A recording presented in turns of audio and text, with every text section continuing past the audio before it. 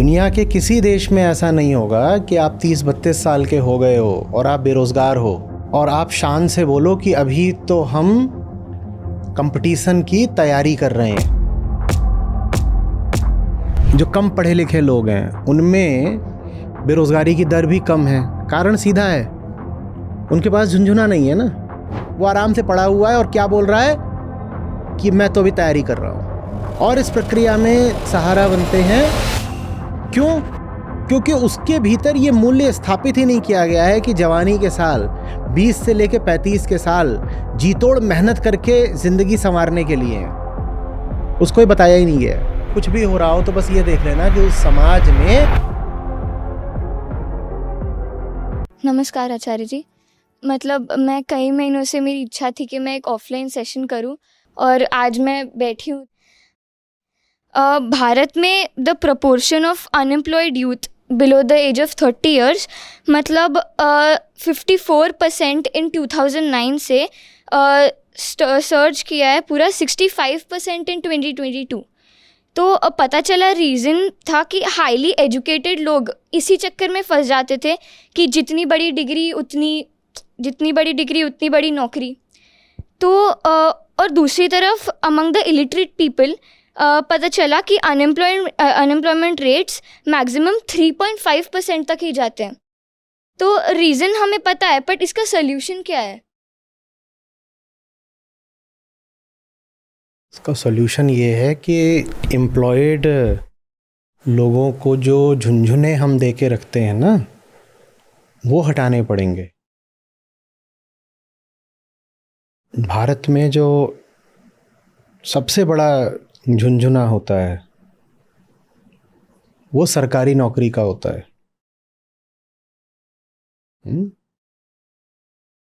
और जो हमारी सामाजिक और पारिवारिक व्यवस्था है वो उस झुंझुने के समर्थन के लिए बनी है। झुंझुना बजेगा, बच्चा नाचेगा और समाज और परिवार ताली बजाएगा। दुनिया के किसी देश में ऐसा नहीं होगा कि आप 30-32 साल के हो गए हो और आप बेरोजगार हो और आप शान से बोलो कि अभी तो हम कंपटीशन की तैयारी कर रहे हैं। और बिल्कुल चौड़े होके बोलो कि अभी तो हम तैयारी कर रहे हैं। भारत में ये बहुत बड़ा झुंझुना है। तो बस यही बात है और कुछ भी नहीं है। देखो, आपने कहा कि जो कम पढ़े लिखे लोग हैं उनमें बेरोजगारी की दर भी कम है। कारण सीधा है, उनके पास झुंझुना नहीं है ना। उनमें से कोई बिल्कुल बेपढ़ है, कोई चौथी पास है, कोई 8वीं। उसको पता है कि बाहर निकल के कोई बड़ी नौकरी तो वैसे भी नहीं मिलनी है। तो क्या करते हैं, उनको जो काम मिलता है वो करना शुरू कर देते हैं, और कच्ची उम्र से ही शुरू कर देते हैं। कोई 16 से शुरू कर देता है, कोई 18 से, कोई 20-21 से। इसके आगे कोई बेरोजगार बैठता ही नहीं। क्या करेगा बेरोजगार बैठ के? तो शुरू कर देता है। और आप जानते हो, बहुत मजेदार बात, ये आप लोग निकालिएगा कि कहाँ का सर्वे है। 35 की उम्र में जितना इनकम डिफरेंस होना चाहिए एक हाईली एजुकेटेड और एक सेमी एजुकेटेड में, अनएजुकेटेड की मैं बात नहीं कर रहा, आपने अनएजुकेटेड ही करी थी, मैं सेमी एजुकेटेड ले रहा हूं। जितना डिफरेंस होना चाहिए हाईली एजुकेटेड से, यहां पर आशय है जो ग्रेजुएशन कर चुके हैं, और सेमी एजुकेटेड माने शायद उस स्टडी में था कि 6ठी या 8वीं, जो मिडिल, जो पास कर चुके। वो डिफरेंस इंडिया में मिनिमम है बड़े देशों में। इसका मतलब समझना, अभी हम क्या सोचेंगे, किसी ने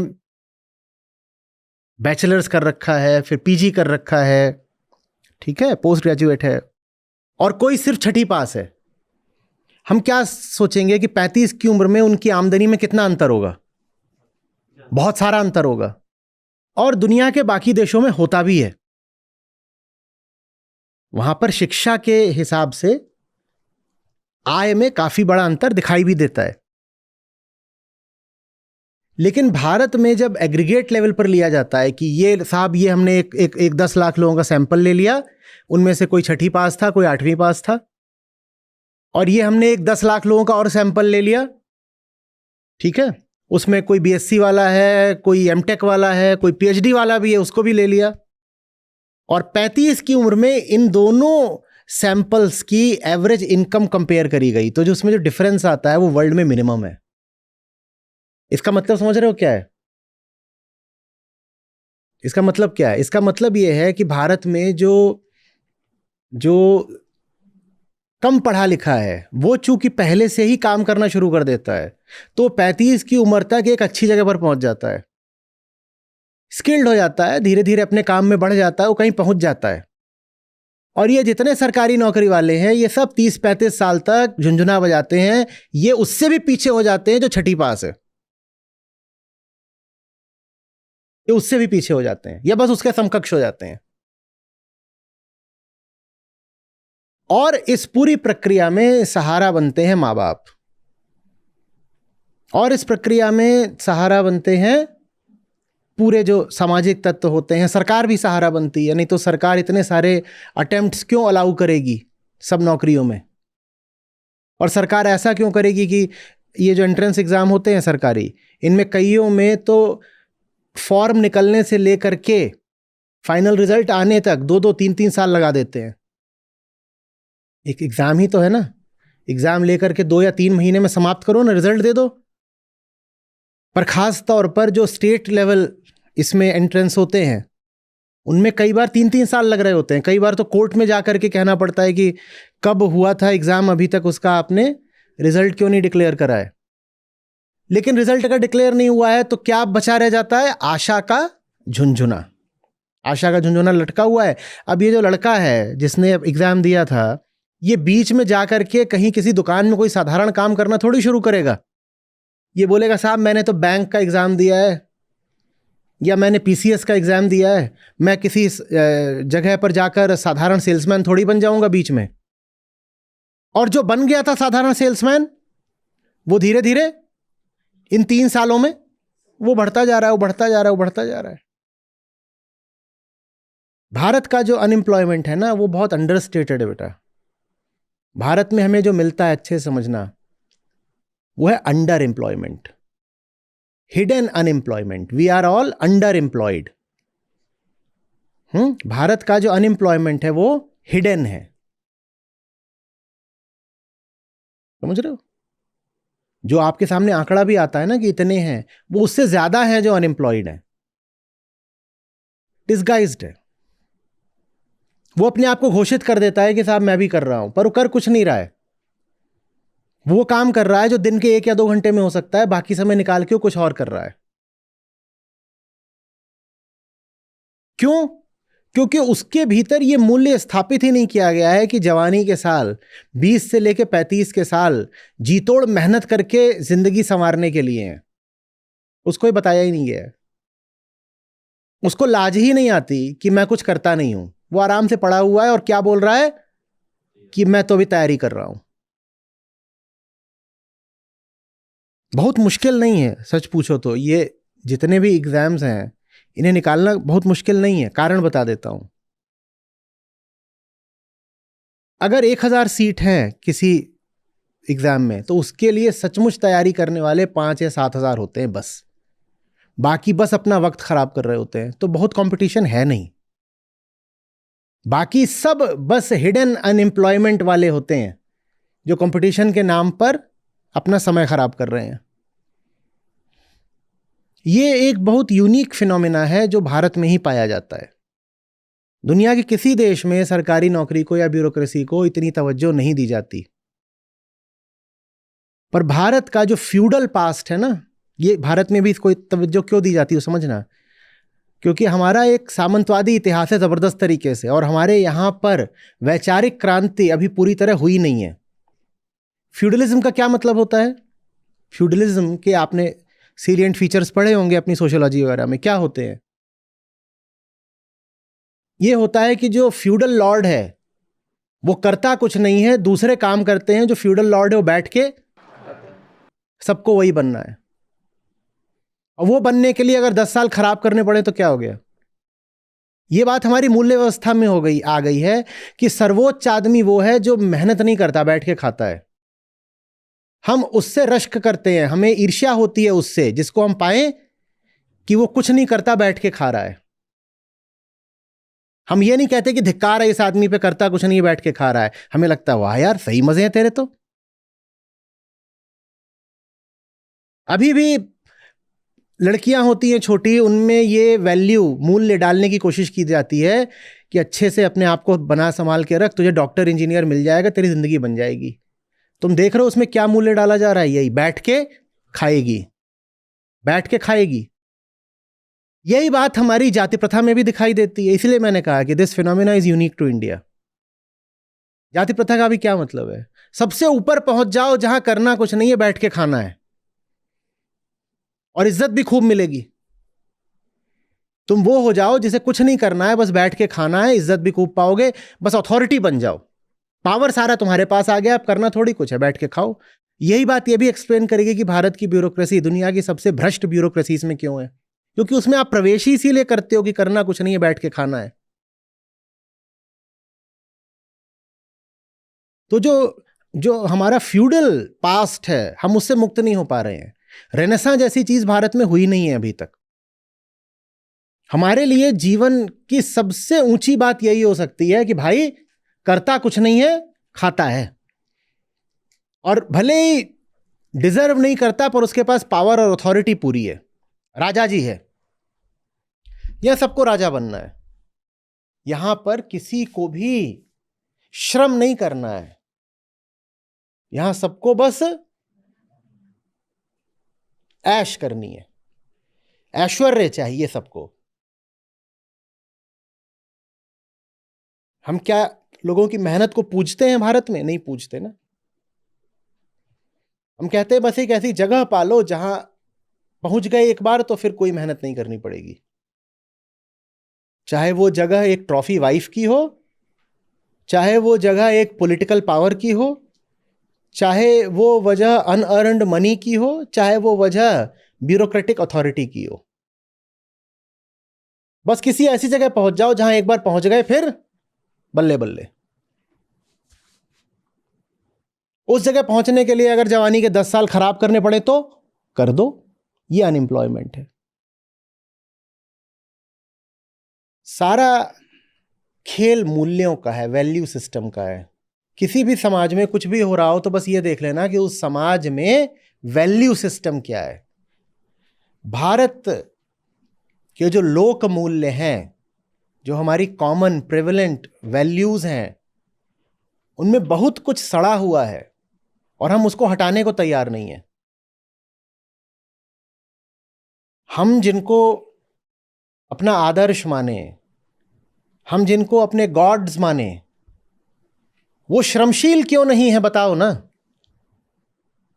मेरा महापुरुष, मेरा अवतार, मेरा देवता तो वो होगा जो मेहनत कर रहा है, संघर्ष और श्रम कर रहा है।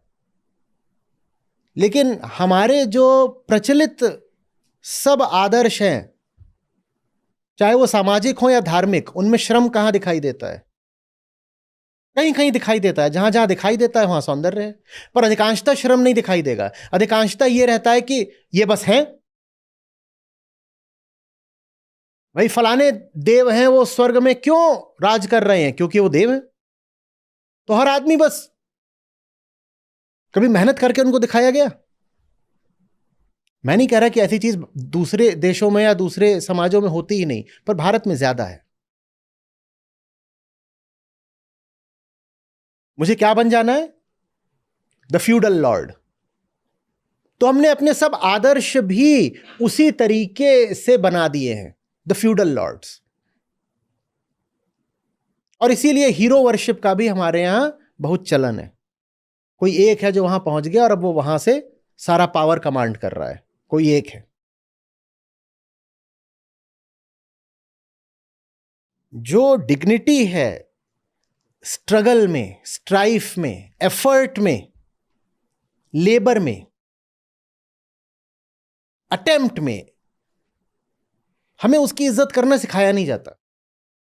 हमसे ये नहीं कहा जाता कि जो हाथ चला रहा है सबसे ज्यादा इज्जत का वो अधिकारी है। आप अगर वर्ण व्यवस्था में देखोगे तो जो हाथ चलाता है, मेहनत करता है, उसको हमने सबसे नीचे रख दिया है। तो कोई क्यों हाथ चलाना चाहेगा? तो फिर हम हाथ नहीं चलाना चाहते, हम नहीं चलाना चाहते हाथ। हम श्रम को इज्जत देते ही कहां है? एक आदमी बहुत मेहनत करके कमाता है, ईमानदारी से बताइएगा, एक आदमी है बहुत मेहनत करके कमाता है और एक आदमी है जो बैठ के मुफ्त की रिश्वत की खाता है। ये समाज इज्जत ज्यादा किसको देता है? वो रिश्वतखोर को ही ज्यादा इज्जत मिलती है।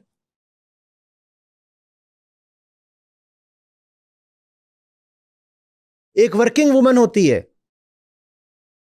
10 हाउसवाइफ मिल जाएंगी, उसको ताने और मारेंगी, कहेंगी बेचारी गरीब है इसलिए इसको मेहनत करनी पड़ती है, देखो धूल में निकलती है, धूप में निकलती है, इसका तो मुंह काला हो गया।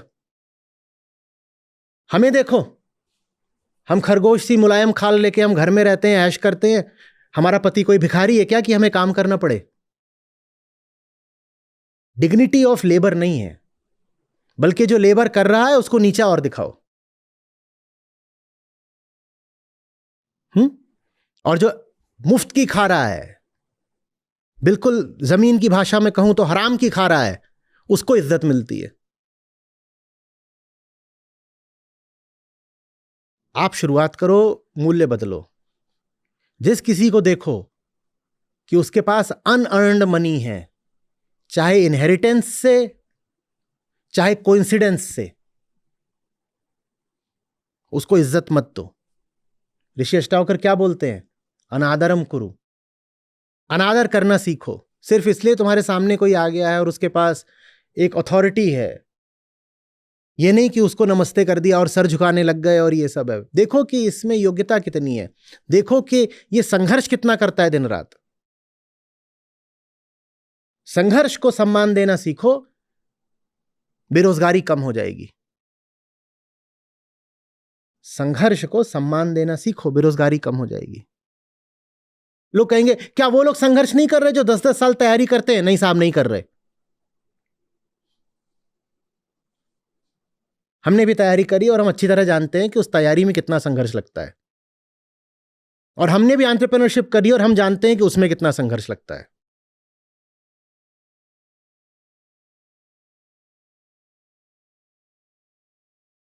जब भारत संघर्ष को सम्मान देने लगेगा, आप पाओगे बेरोजगारी वगैरह गायब हो गई है। कोई बेरोजगार हो कैसे सकता है? क्या करने को कुछ नहीं है? बिल्कुल है, पर हम उसे छोटा काम बोल के करते नहीं है। और छोटा काम किस अर्थ में है? कि इसमें पैसा नहीं है। हमारे पास काम को बड़ा या छोटा कहने का और तो कोई पैमाना होता भी नहीं ना। जिस काम में पैसा ना बह रहा हो, हमारी दृष्टि में वो छोटा हो जाता है। और कोई भी अच्छा काम आपको पैसा देने ही लग जाएगा, वो भी तुरंत, इसकी कोई गारंटी तो होती नहीं। तो हम फिर अच्छा काम करते भी नहीं।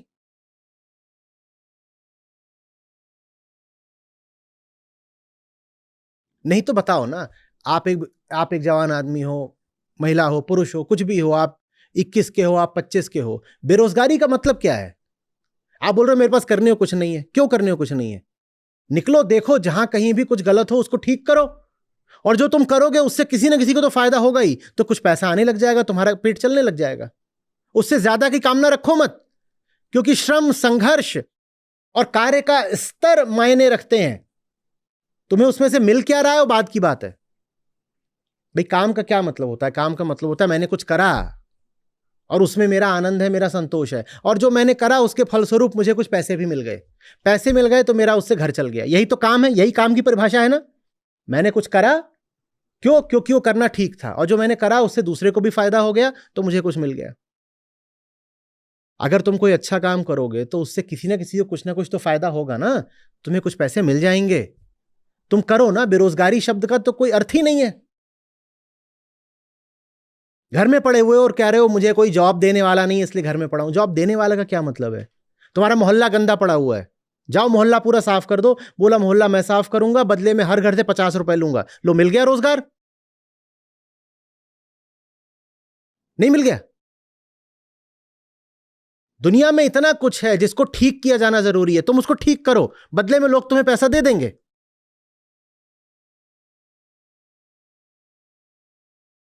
काम भी अच्छा करोगे और तुम्हारा खर्चा भी चलेगा।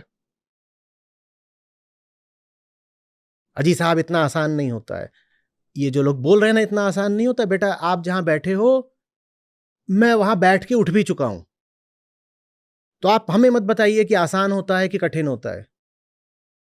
मैं जो काम कर रहा हूं ये कोई इंडस्ट्री नहीं होती है, बस मुझे ये करना था, मैंने किया, और इससे जिनको लाभ हुआ वो मेरे साथ खड़े हो गए। उन्होंने कहा आप और करिए, आगे बढ़िए, आप जो कर रहे हो उससे हमें ही लाभ हो रहा है, हम आपको संसाधन देंगे, आप आगे बढ़िए।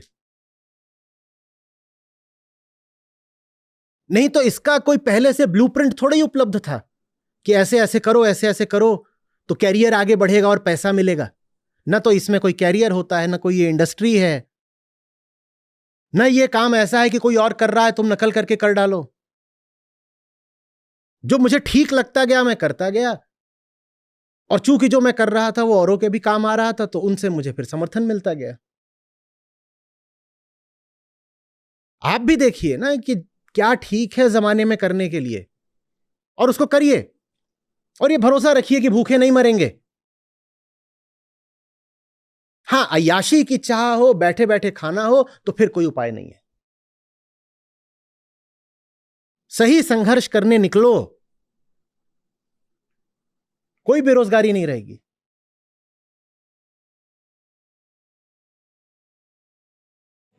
मोटी माया सब तजे, झीनी तजी न जाय। मोटी माया सब तजे, झीनी तजी न जाय। पीर पैगंबर औलिया, झीनी सबको खाए रे साधो, झीनी सबको खाए। मोटी माया सब तजे, झीनी तजी न जाय। मोटी माया सब तजे, झीनी तजी न जाय। पीर पैगंबर औलिया, झीनी सबको खाए रे साधो, झीनी सबको खाए। माया तो ठगनी भई, ठगत फिरै सब देश। माया तो ठगनी भई, ठगत फिरै सब देश। जा ठगने ठगनी ठगी, ता ठग को आदेश रे साधो, ता ठग को आदेश। माया तो ठगनी भई, ठगत फिरै सब देश। माया तो ठगनी भई, ठगत फिरै सब देश। जा ठगने ठगनी ठगी, ता ठग को आदेश रे साधो, ता ठग को आदेश। भीतर तो भेदा नहीं, बाहर कथै अनेक। भीतर तो भेदा नहीं, बाहर कथै अनेक। जो पे भीतर लखी परै, भीतर बाहर एक रे साधो, भीतर बाहर